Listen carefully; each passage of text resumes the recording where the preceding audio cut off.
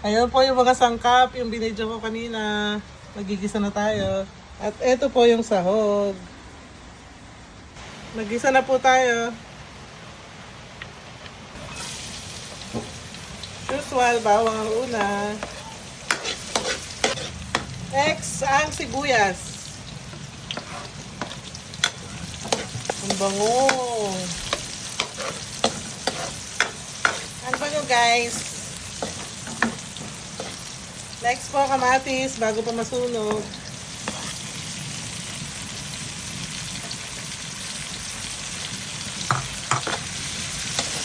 Alam niyo na ba kung anong aking lulutuin? Nilagay ko na po yung tinapano. Tinapano. Next po ay bagoong. Ang lulutuin natin ay ginisang bagoong.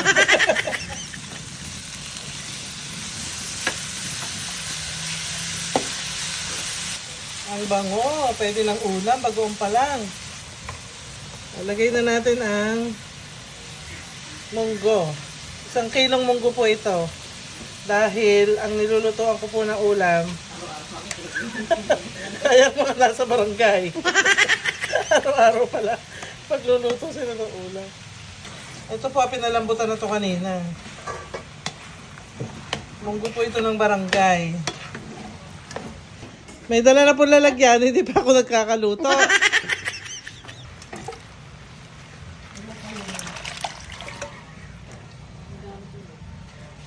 Ayan po ang sahog.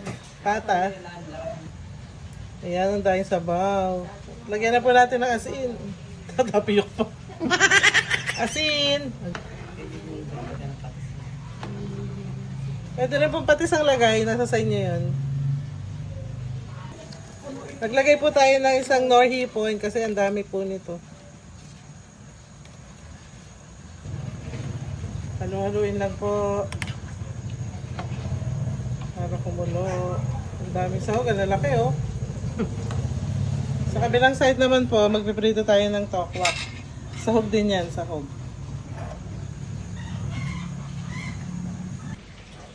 Kaya kumukulo na po, lagay na natin ng celery.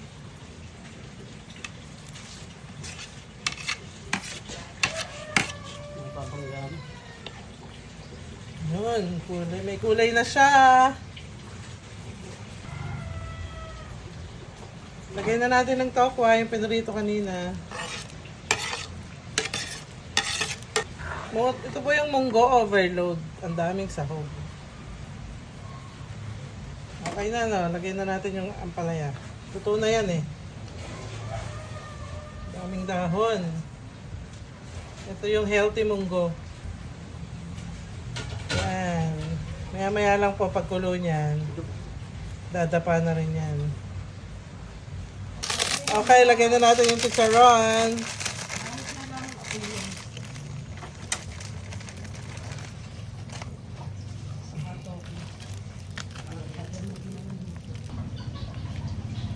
Okay na po, luto na. Thank you for watching. Nice. Mga ito nila ikaw, ano? Ano? Dati, pasok. Ano na po yung mga nagpaluto? Sarap na sarap sila sa luto, okay. Wow! Ang laki! Hindi sa'yo yan. Isa lang yan kay Kap.